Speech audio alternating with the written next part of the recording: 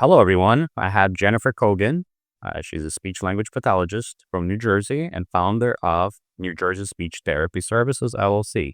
She's a solo practice with pediatric focus. She has over a decade of experience in school-based and home and private speech language pathology services. She specializes in language therapy, augmentative, alternative communication, articulation, phonological disorders, eating therapy, and social pragmatic communication. Welcome to the show, Jennifer. How you doing today?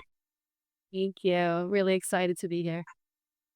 Yeah, likewise. So tell us about yourself. How did you decide to become a speech language pathologist and when? um, well, it was kind of the thing, all the Russian young girls, all the Russian moms, like in the Monmouth County area, got together like, oh, well, our daughters need to be speech therapists. That's the new thing. So there was a lot of conversation about that. I actually went to a performing arts high school in Freehold and then went away to Hofstra as a dance major because that's just what I did all my life. And I hated it. I thought the program was terrible. You kinda like, after being in a performing arts high school, you go to college for dance, you kinda start over, and it was super boring to me, and I knew that, I just needed to do more. So I met some people there that were speech pathology majors, so I came home and changed my major. And also I wanted to, like, do something that I could help people, right? I just wanted to contribute to the world in one way or another. And my biggest inspiration was my grandmother.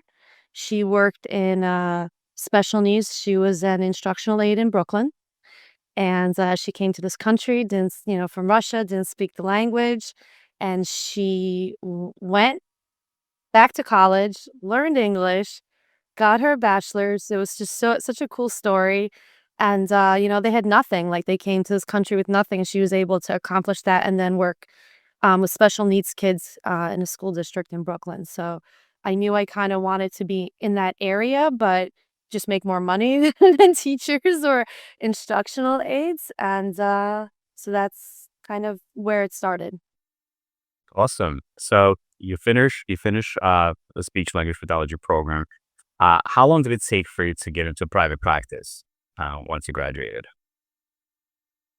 So I graduated and kind of right away there is a huge need for these private speech therapists, especially that go into the homes and especially with individuals, children with autism. A lot of parents feel lost even when their kids are getting services in the schools. There's like a loss of translation between the school and the home a lot of the time. There's certain districts that do a great job. I'm not knocking any school districts 'cause I also do work for school districts. But there's a loss in translation and parents feel very helpless, right? They do find communities, but it is also very powerful and effective to have somebody in your corner at home showing you, okay, this is what we could do. This is how we could do this better. Um, and there was this company, I don't even remember the name of it, honestly. She was like, "I'm looking for speech therapists," and it was just the right fit. So she kinda hired me as a 1099, and it was like an autism company, and she had all different therapy services that she provided in the home, and that's kind of where I started and, like, branched off from there. And you started doing contract work for schools and home therapy through her, or was that direct? No, I'm hired directly by the district. I never do contracting. It's just not in my stars. I'm not knocking it. There's just a lot of pros and cons to both sides. And for us, like I was getting married and we wanted to have children and everything. It was more beneficial to be hired directly by a school district because you just get really great state benefits. So Right. And makes sense. And then now, do you still work for the school district or you provide services through the company? How's the approach look like right now? So I worked for the Educational Services Commission of New Jersey for about 12 years, which is a specialized out of district placement. I worked with severe behavioral, autism spectrum, and MD children through 21. So some of them were not children, they were already adults. I did, like, pre-K all the way through 21. And then I had a little change. I wanted to, this past November, just kind of grow as a professional and see what else is out there. So I now work for the West Windsor Plainsboro School District. Okay. Okay, makes sense. Very good. And then, do you see any kids in the home as well, or is school strictly in the school district? I do both. I work in the school district during, school hours and on the school calendar, and then I have clients for my company after school and on the weekends. Okay, very good. And then for those kids that you see privately, do you accept any insurance, or is it cash based, or is it a mix? So I am a fee for service. That's kind of like the typical in home therapy model around here. So I try to keep my prices low so that my clients can afford it. But I do offer them something called super bills. So they pay me, and then as long as their insurance company participates, which I'd say about 50 to 60% participate, they can submit it for reimbursement, especially for my clients that I see multiple times a week. It could get a little pricey. So submitting for reimbursement is a great option.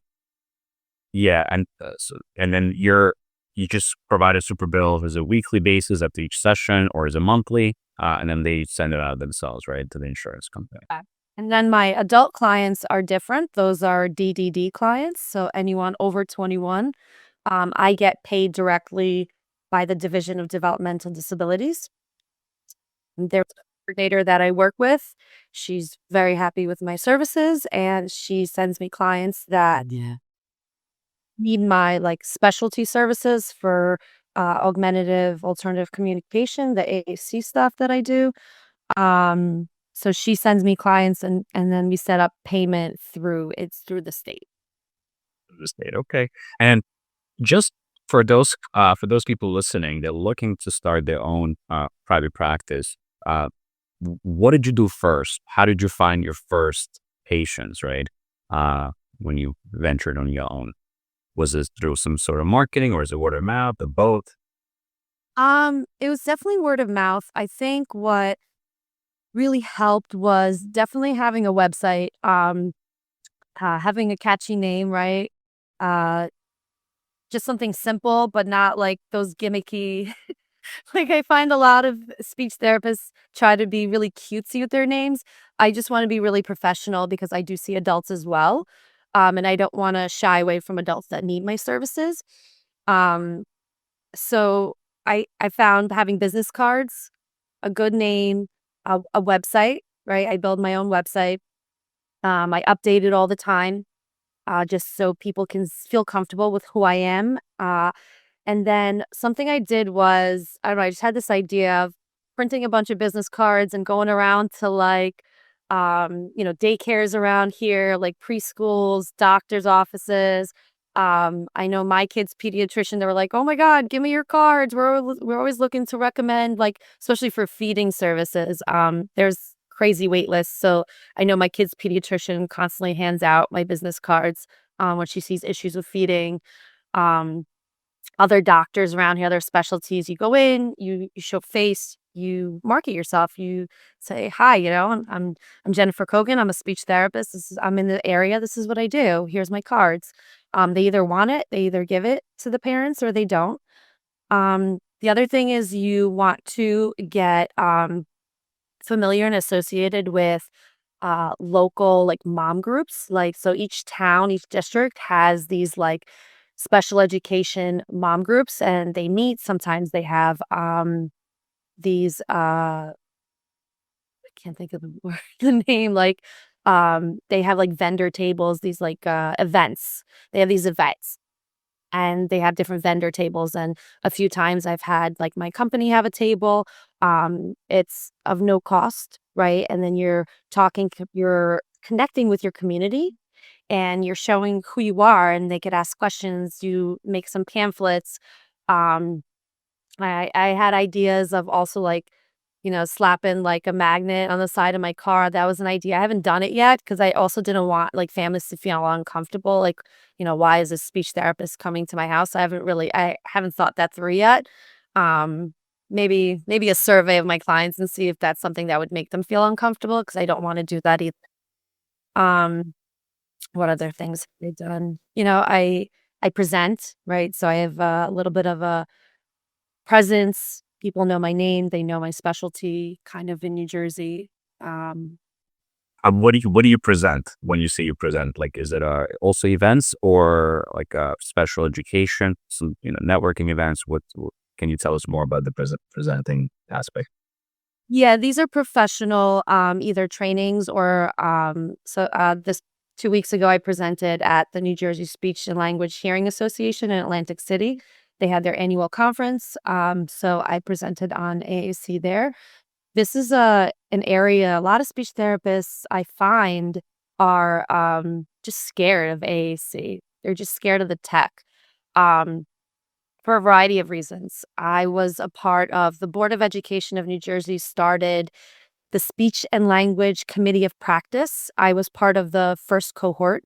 They just kind of opened it up to speech therapists in the state, and, my superintendent actually recommended that me and this other therapist go to kind of represent our district, so we went, and the head of that committee of practice asked me to present. I don't know, I guess she just liked me, I don't know. She's like, "What's your specialty area?" I said, "AAC." She goes, "Great, can you present next month?" I was like, "Okay, sure." I presented for the school districts. I did a lot of trainings, talking about, like, mythologies and strategies. There's a lot of false ideas of how AAC devices are handled by different specialties. Everyone has their idea of it rather than reading what the actual research tells us, right? Everyone comes from, like, their perspective, like the teacher's perspective, the behavioral therapist perspective, the administrator perspective, right? There's a lot of perspectives and it's complicated. I get it. But then the speech therapist is the person that is the specialty, the expert on this, and that's kind of where, I found through being a part of this committee of practice when I presented, I realized that a lot of these therapists, after the presentation, they were coming up to me with so many questions. It's like, it was about an hour 15 of just a line of people just firing questions at me, and I was like, "Holy cow," like, we need more training. We need more people talking about what are best practices. What does that look like? How do we advocate um, for our private clients? How do we advocate in front of our administrators, right? Without getting in trouble, without getting fired. How do we handle teachers? It's a lot. So that's kind of how I started presenting. I do parent trainings as well. I did one for my previous district. And that's how a lot of clients found me. A lot of parents just wanted me to come out and work with their kid. Okay, makes sense. And then uh, those events, how you find them? Is it through social media or it just kind of word of mouth in the community? Because you mentioned you presented at a special ad event, right? And with those something you see on social media, or it's a known event in the community. So that's what I'm trying. So Yeah, known. So the New Jersey Speech Language Hearing Association is our state association for speech pathologists and also audiologists. And you want to be, as a speech therapist, you want to be a part of your state organizations because you know what's going on. Like right now, there's a lot going on in terms of politics, but that also affects like the therapist because it affects our payment, Medicaid billing. Like there's a lot going on, and when you're a part of these organizations, yes, you're paying. It's like, oh, another payment every year. Your state license, your national accreditation. Oh, I have to pay for another association. What do I get from it? Right? That's kind of what my graduate students ask me when I supervise, and I'm like, well, you're a part of a group of humans that have similar interests as you, right? And it's kind of fun to get together with whatever, speechy friends and go to Atlantic City and get some CEUs, right? Getting that continuing education, but also like learn from each other. We talk, like we problem solve when we're together.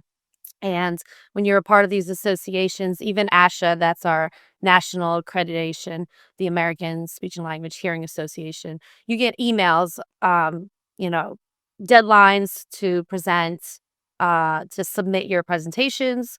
So that's what I did for the state association. So I presented for that. The committee of practice, like I said, my superintendent, excuse me, recommended me to go and represent because he knows I'm vocal. I'm very vocal.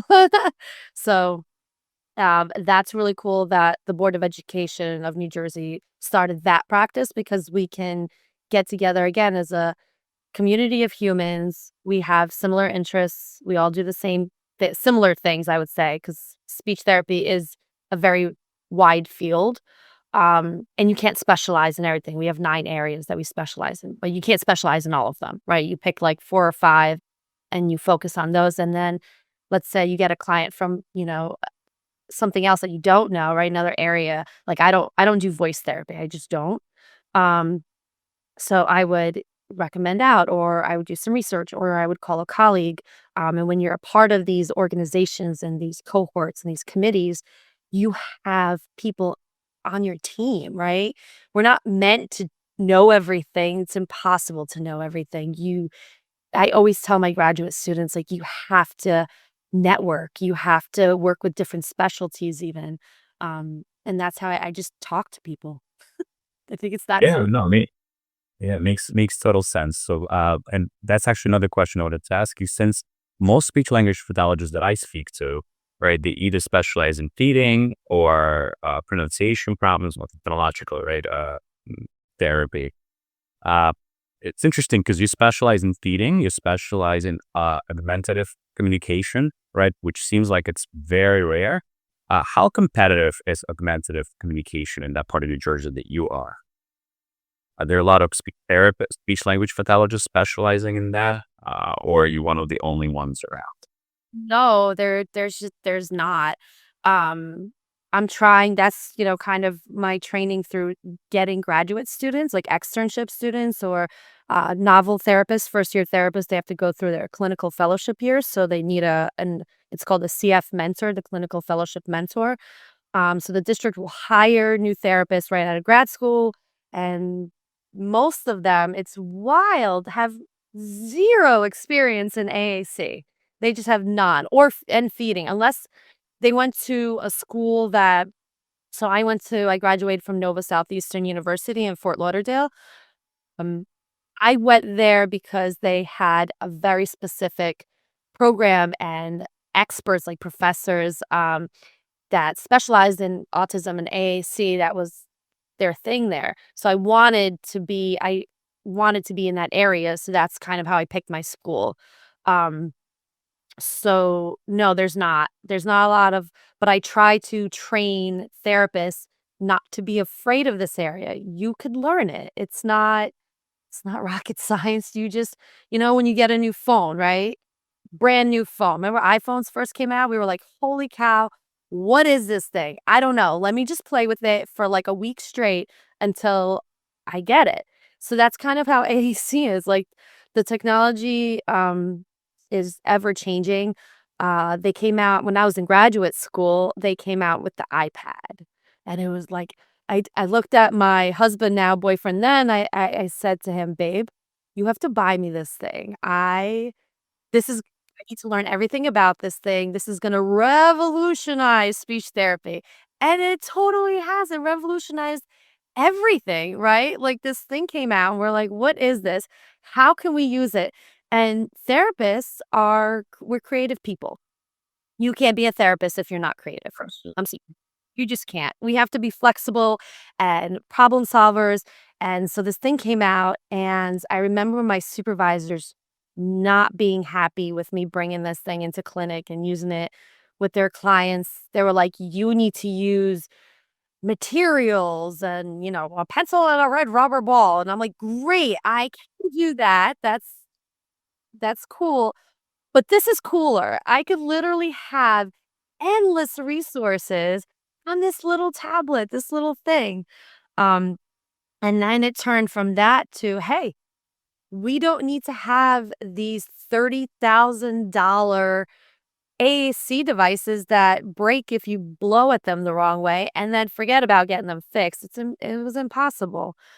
You had to send it away. Then the kid didn't have his voice for months.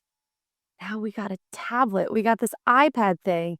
Everyone has access to AAC. So I think in the last decade or so, decade and a half, the area of AAC has just moved so quickly, so you either embraced it and played with your new phone for a week, or you just got lost in the mix, and some of the therapists, this is what I heard, they said things to me like, "Well, I have, like, 1 kid on my caseload that uses the device. Why should I learn it?" Well, 1, because that kid still matters. And it is your ethical obligation to learn its device and to learn how to teach this kid to communicate using this device. So even if it's just one. And number 2, you're going to have a lot more than one. Our autism population is exploding. We're having more nonverbal kids, I think, than I've ever seen at any time. We have to learn this technology and we have to learn as it's moving with it. There's not an option anymore, and a lot of therapists they're just scared. That's what I'm hearing. That's right. I mean, a lot of therapists are not techie, right? And I mean, I think it is scary, especially how fast things evolving, especially when it comes to technology. When it comes to technology with you and the devices, how do you stay on top of the new technology? How do you experiment with these devices, all right? Prior to even rolling them out or offering to the kid, is there a program? Is there like a way to get samples of these devices? Can you tell us more about those type of things? So, we learn by doing, right? Like, that's kind of our technology in general. Like I said, we get a new phone, you play with it until you learn it. So, you can through these associations, they have, annual conferences, they have expos, there's, an abilities expo in New Jersey. They have, vendors come for that. You could actually contact any of the vendors, and they will show you any of the devices they'll come out. So this morning, for example, as when I was presenting at the state conference a few weeks ago, I saw this new device and I said, "Holy cow, this is it. This is what my this young lady needs."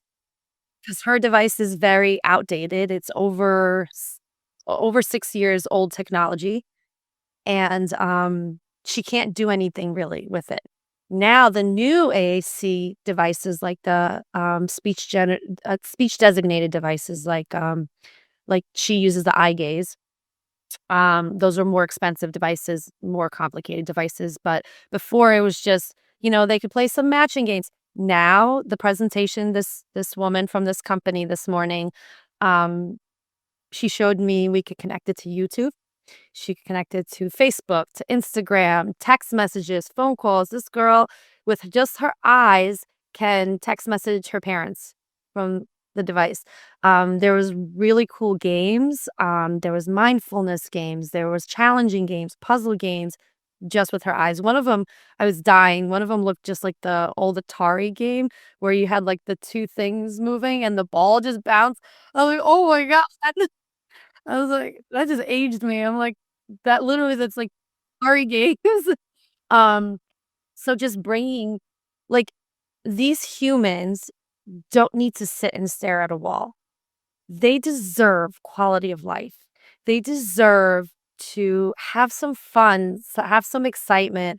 Um, so when I get these devices, so when I first met this young lady, and she has this eye gaze machine, I went, "Holy cow, I've never worked with one of these before. I just haven't." I know about them. I've sat through presentations on these things. So I know of them. I never actually had a client, and, I had to sit and I had to play with this machine to learn it. So basically the parents told me she's had this machine for over 5 years and she doesn't use it. And I'm like, "Oh my god, you have this amazing piece of tech and she's not using it. That's sad, right? No one's ever able to get her to use it. So I said, okay, I was trying different things that were already there. She was not interested. She would close her eyes. She would turn her head. She was not interested. This young lady is very expressive, both with her facial expressions and her body language and her sounds. So she had a lot to say. She didn't have access to it, right? Just because they can't say anything doesn't mean they don't have anything to say. So I said, you know what? I'm going to be brave. Jenny, you're going to be brave today. You are going to build her a custom vocabulary set. So we started with just a simple, like 9 buttons to see where her eyes would go, which buttons she was interested in. I did some like core vocabulary, which is just frequently like, used words like more, finished, yes, no.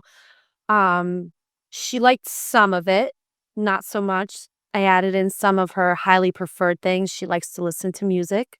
Um, we were trying to get her to orally eat some things, to orally drink water. So that was really important to the family, right? I also work very closely with the family and what their wishes are for their, because she is their child.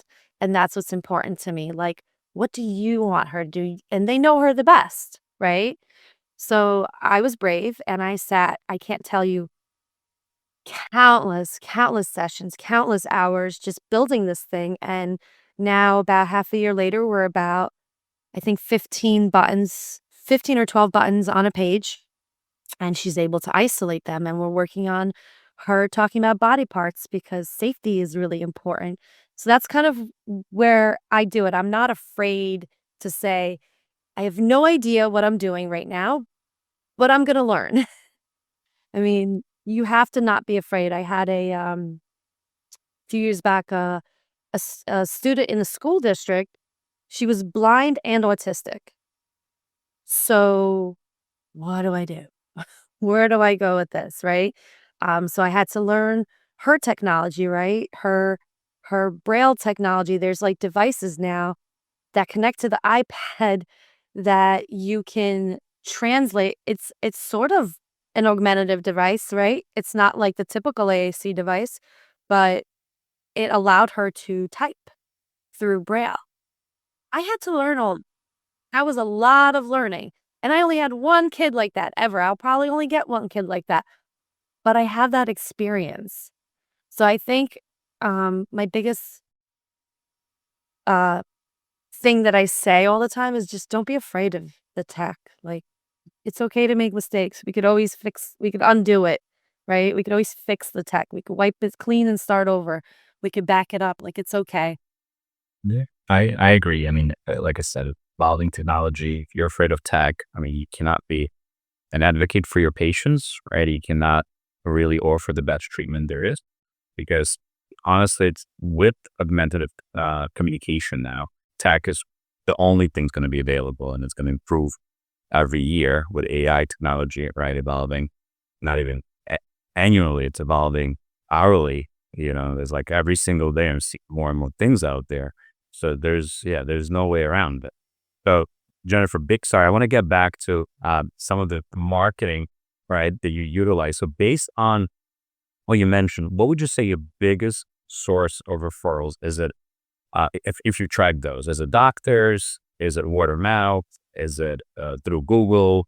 Is it through the events where you speak at, or a little bit of everything? But I would like to know, like, what's the biggest one? So there's one other thing that I did I forgot to talk about, and so I have a few friends that are starting their private practices, and that these are the questions they ask me. They're like, "Jen, how do you get clients? How do we get clients? How do we get And I said, the one thing that I did, I ran Google Ads for a few months. It was a little pricey. Did. I did. Hence you gotta build a website. You want it to look nice, friendly, like really parent friendly, but kinda like show them who you are, right? So I have videos of me on there. I have videos of me presenting. It's me, right? My company is me. So yeah, the Google Ads, I think I get clients here and there randomly also, like through events that I do or word of mouth. Or I think the biggest has been people just Googling speech and certain, like, keywords in my area, and they'll pop up. I'll pop up on their Google search. Yeah, makes sense. But do you actually track how they find you? Do you ask your clients, "Hey, how did you hear about me?" Or "Where did you find me?" You did? Yeah, when they I do. When they me, I'm like, "Oh, I'm curious, like, how did you find me?" And a lot of them will say, "Oh, I Googled you and you were the first one that came up." And the more people search you, the more popular your Google search is, so you'll kinda get higher up, like, the more so that's why the Google Ads helps. Mm. Um, I only did it, like, initially, a few years back when I first started, and then now it's just kinda, like, streamlines, and also, like so they'll Google me they'll get, let's say, the top 5 speech therapists, like, in this area, um, and they'll call me, they'll talk to me, they'll be like, "Oh, wow, that's kind of expensive," and I'm like, "No, it's not. I'm actually one of the cheapest around here," because I wanna make sure because I'm fee for service that the clients can, afford it, right? It's in their budget, and then they'll call I've had, a client I started, little boy, little 3-year-old boy, 2 weeks ago. They called me, and then they're like, "Okay, we'll be in touch with you." And then I didn't hear from them for a while, then she called back, she's like, "We're ready to start." I'm like, "Why the change of heart?" And she goes, "The other speech therapist wanted, like, $150 an hour." I was like, "What? What? Double than what I charge." I'm like, "How do you live with yourself?" Like, that's a lot, you know? Like, I'm a parent. Both of my kids had speech therapy, I went to, a private clinic also just because I wanted to brush up on their one my son was a little delayed and my daughter had some artic issues. I'm mom. They're not gonna listen to me, right? So, I went to, other therapists, and, like, I get it. Like, it's a lot. So and it adds up. Have you considered early intervention as well? Is that something popular in New Jersey to provide early intervention for kids, or it's not popular in terms of reimbursement? It is, and with early intervention, you want, like, a lot of frequency of therapy per week, especially when they're that young. I don't do early intervention unless it's something really interesting. I like taking interesting cases. Um, so I had a really interesting case. I had this mother call me up and, she said, "My son has really bad bottle aversion." I was like, "Ooh, really? Okay." So she told me a little bit about the medical history. I was like, "Oh, okay. Well, that makes sense." Um, and he was I think when I started with him, he was, like, 4 months old. I was like, "I have no idea what I'm gonna do. This sounds interesting. Let's figure it out." Like, I'm not afraid, right? What's the worst that could happen? It doesn't work, right? And the mom tried everything. She's like, "We went to this hospital, we went to that hospital. He's just not we can't get him off this G tube. He will not take the bottle." And, through trial and error, it was, like, the simplest thing, like, mom just needed some confidence. It was, like, such an easy thing. Once I look back at it in hindsight, when I was in it, I was like, "Oh, man, I hope I could help this mom." Um that, imposter syndrome, like, I don't really know, like, this bottle aversion. She probably knew more about it than I did. She read, like, every book on it. She was so brilliant, this mom, and it ended up being something so simple, like, this mom was exhausted. If your child is not eating, your child is not sleeping, you have another child, the older kid in the house, this mom was exhausted, and then you have all the family members, like, barking in her ears, like, "You're not doing enough. He's not gonna do well." This mom needed someone in her corner. She needed someone on her side to say, "Hey, mom, you're doing great. He's actually exactly where he should be considering the medical start he had," right? He wasn't using his mouth, right? He's just learning how to use his mouth now. He was in the NICU for over 31 days. He wasn't doing all the oral motor stuff that he should have been doing with his mouth. He wasn't doing the suck and swallow patterns, right? But now he's doing it. And we have to give him patience and time, but also mom, you need to give yourself some grace, right? And you need to take a moment and step back. So I literally just made a chart for her and I said, why don't you chart how much he's eating oral feed versus, the tube feed. And let's see, and then track his weight. And eventually what we wanna do is wanna bring down that tube feed and bring up the oral feed. And once she started seeing it on paper, she was like, "Wait a second," because the whole idea was that she was scared that he was gonna lose weight, right? That's the weight gain. We have to, like, when we have babies, I don't know if you have any kids, but, like, they're born a certain weight when they, like, leave the hospital, and you're like, "Yeah, great, I have this 9-pound chunker. Yes." And then 2 weeks later, they lose all this weight. You're like, "Oh my god, what am I doing wrong? What do" and, postpartum, you're not sleeping, right? And so these thoughts, all these intrusive thoughts start coming in, and this is kind of where I come in, where I give these parents, like, the confidence that they need to tell them that either you're doing a great job, here's how we could do it better, right? Here's how I can make you see that you're doing a great job. Because families, honestly, when it comes to kids, everyone has their opinion, and especially like really ethnic like families. Like I know my family's Russian. Oh God, they have a cure for everything, right? Every herb cures everything. And I'm like, no, that is such pseudoscience. That is such an old school way of thinking. Like, wait, stop. A So lot cultural factors, right?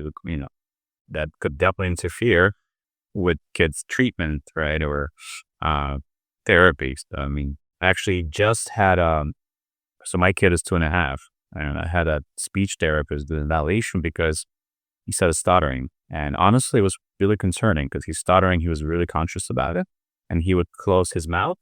And what's interesting, couple of literally maybe 5 days before the evaluation, it has improved. It was happening for about, I don't know, 2, 3 months. And then when she came to the house, I was like, "Where's that stutter?" It's like he literally had it last week, still. So she didn't approve him for the services, but honestly, it's been a lot better.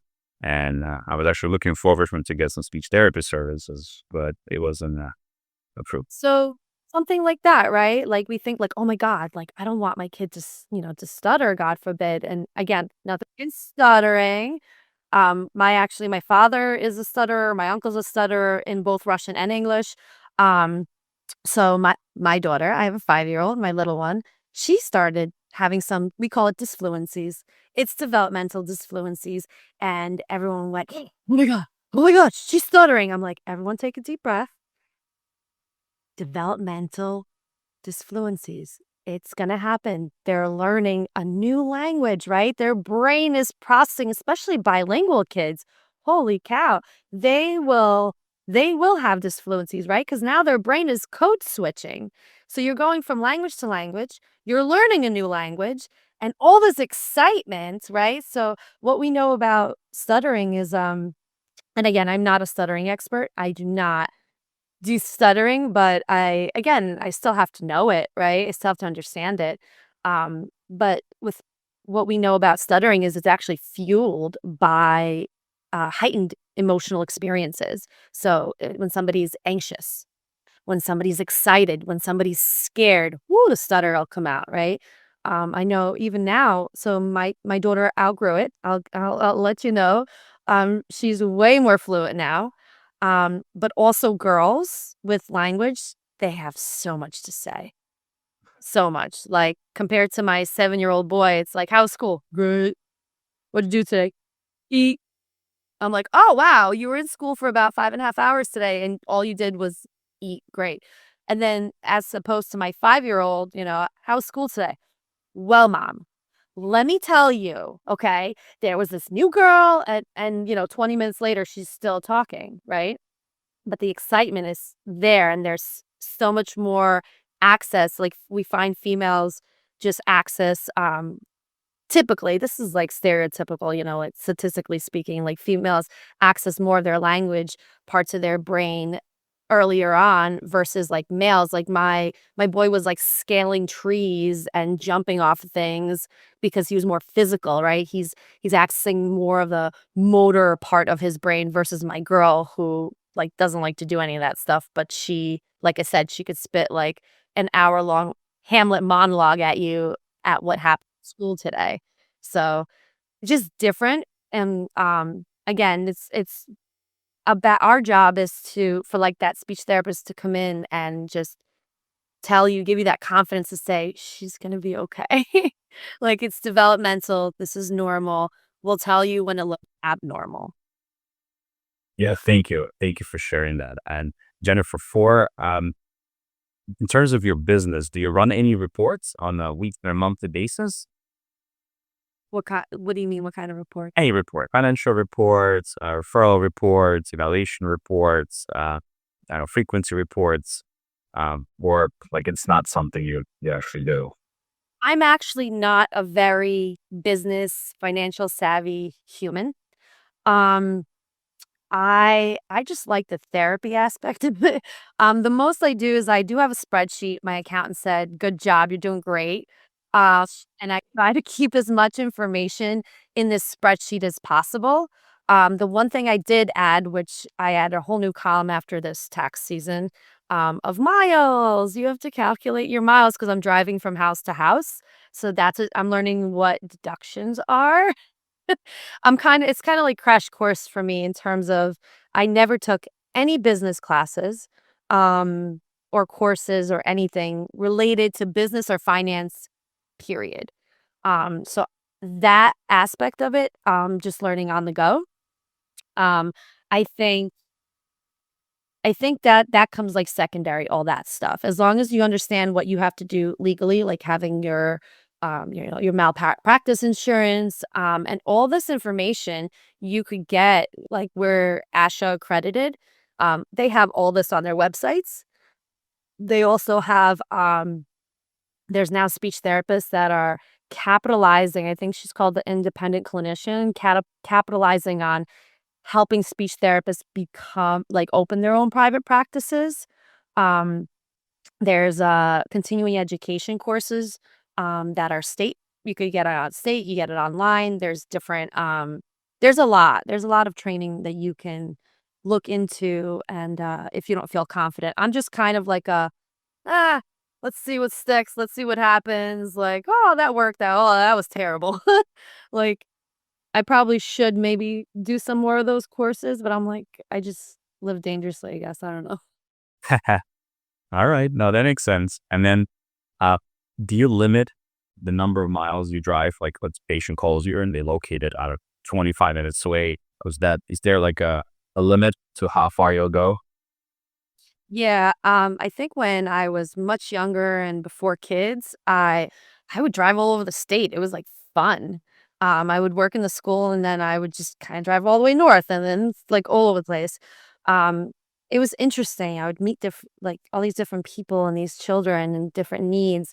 And I just got experience with the parents, with the families. Experience is a big thing, and comfort. Right when you meet a family, they want to know that you're the expert. They wanna know that you'll have all the answers for them, right? Even if you don't. And that I think comes with experience and time. Um, Now I kinda limit it. There's also more speech therapists kinda doing the in-home therapy. Not too many, but I do have this is kinda cool. We kinda have like a unspoken network of a few of us that like, "Ooh, I'm not going to this area. I'm gonna throw it to her. Oh, well, I'm not gonna drive. That's Jenny's area. I'm kinda gonna call Jenny, be like, here's this client, refer. Oh, somebody called me from Freehold, I have my girl Nicolette down there. She's amazing. We work together. She's like AAC God also.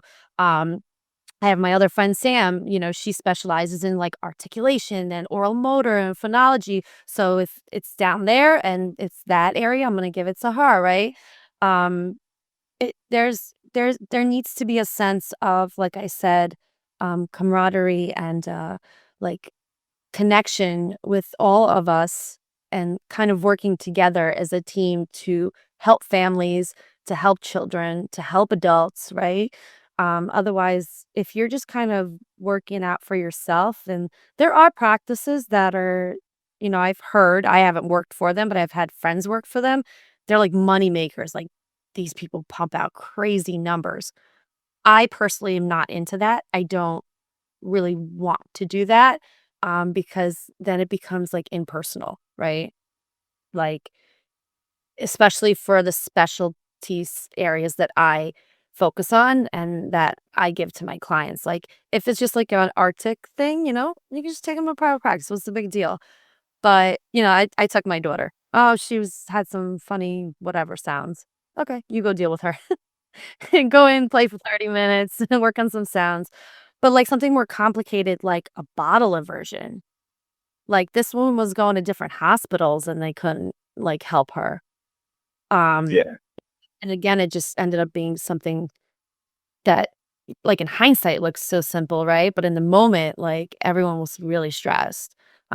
This kid's life kind of depended on him getting off this feeding tube and, and now he's, like, orally feeding food, like, solid foods. I, like, check up on him every once in a while.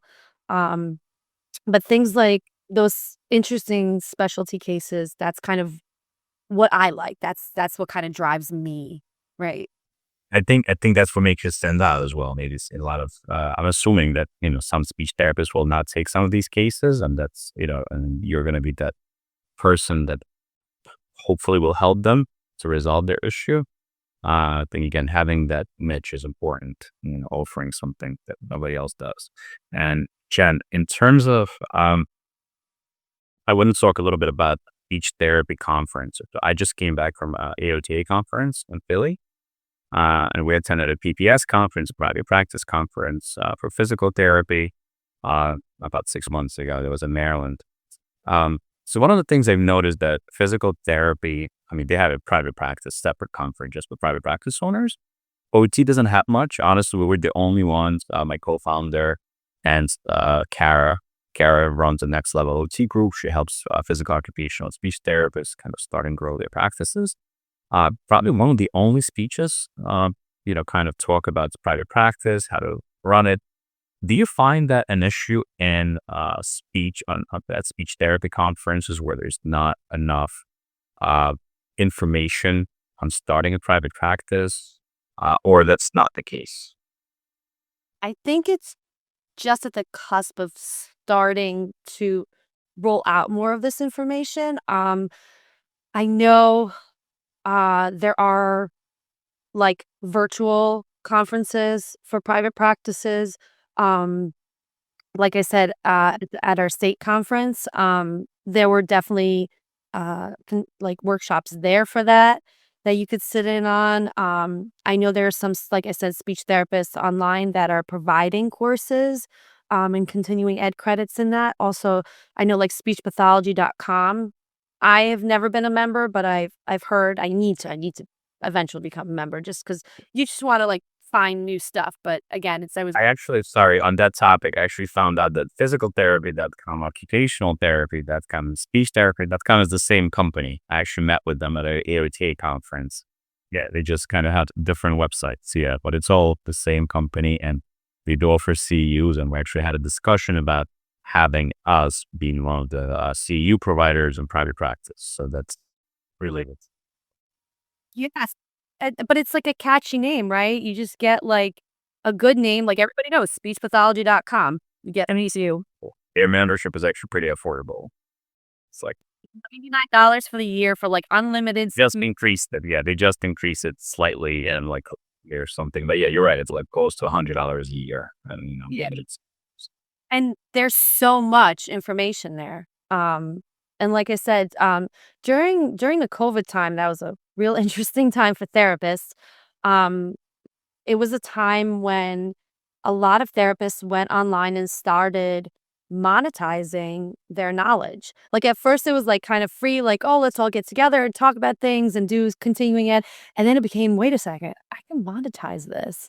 And a few therapists, like I said, um, the one I know, like, the independent clinician, she does a lot of private practice, like, and business. I've seen, business, like, I guess they call it, like, virtual conferences, uh, and you just watch all these videos on, different topics. So I think that is very informative. Do I think there needs to be more? Yeah, probably. A lot of therapists, we're kinda just, like, like, I know my friends and I, we're just kinda talking like, "Well, what did you do? Well, did you get that? Well, did you where did you buy the malpractice?" And it's like, we that's why it's good to talk to people to make friends. So yeah, our new things conference. I mean, I'm a big proponent of attending conferences because there's new things on the market, new technology, right? New concepts. And this the whole thing about talking to people, right? Meeting new people in different states and see what they're doing differently could be a very, very helpful factor in improving your practice, right? Jen, with for those clinicians that are looking to start a practice, what advice would you have for them? Just start. Just do it. Just go buy your LLC, get your name, um, get that malpractice insurance if you don't have it. I think I had the malpractice insurance even when I didn't have my LLC, but I think that's always good to have, and, like, our association, like, ASHA sells, um you could get right off their website, the liability insurance. It's not expensive. It's like $100 a year. And it's a write-off, so it's all good.